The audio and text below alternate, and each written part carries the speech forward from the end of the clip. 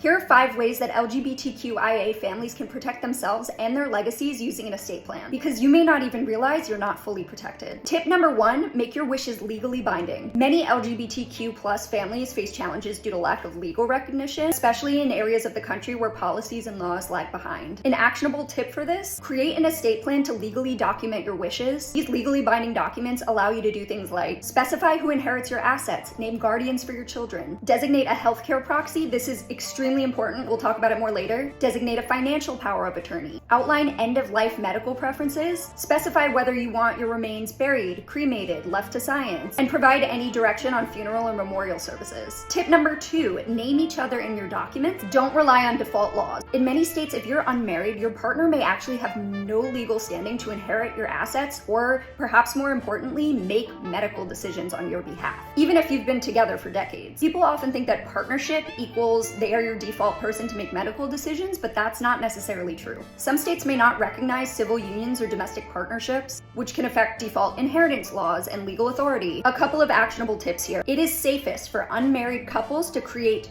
2 separate trusts, a trust for each person that leave assets to their partner using their full legal name, so not spouse or partner. Name each other as executor and healthcare agent in the relevant documents. So kind of repetitive, but my other actionable tip is just be explicit. In your estate plan, name your partner for each key role: beneficiary of your estate, executor of your will or trustee of your trust, agent under your power of attorney, healthcare proxy or medical decision maker. If you are unable to make medical decisions, you want that person to be officially named and recognized to make decisions on your behalf. Tip number 3, secure legal parentage. For LGBTQ+ families with children, one parent may not be automatically recognized as a legal parent, especially in non-biological or non-adoptive relationships. Because parental rights are tied to the Constitution, biological parents almost always have legal priority, and it's really hard to terminate parental rights. So an actionable tip: nominate a guardian and an alternate. If that alternate is a blood relative that's aligned with your values and willing to vouch for your guardian nomination,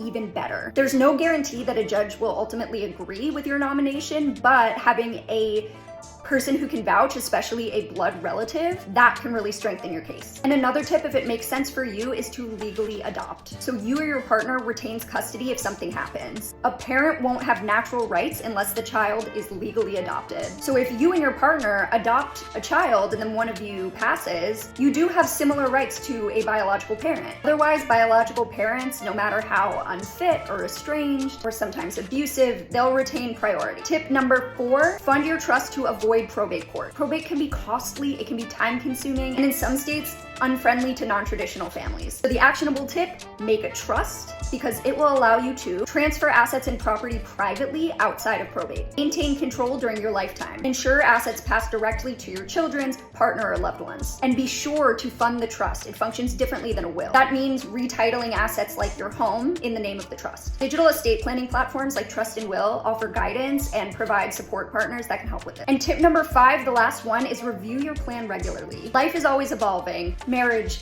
children, medical diagnoses, moves, gender-affirming care like name changes. These milestones can all shift your priorities and the way they're documented. Update your estate plan as often as needed to account for these major life changes. It might be helpful to review your plan every 3 to 5 years, and or when something major happens. Digital estate plans can make this super easy, so you can just make these changes from home. And I will leave you with this: estate planning isn't meant to be sad. It is a form of empowerment. It is a form of securing your legacy. And for LGBTQIA families, creating an estate plan is not about paperwork. It's about affirming your love, your identity, and your rights. It's a powerful way to ensure your wishes are respected and your loved ones are protected. I didn't mean for it to rhyme, but here we are. Happy Pride Month, and if you have any questions about estate planning, drop them in the comments.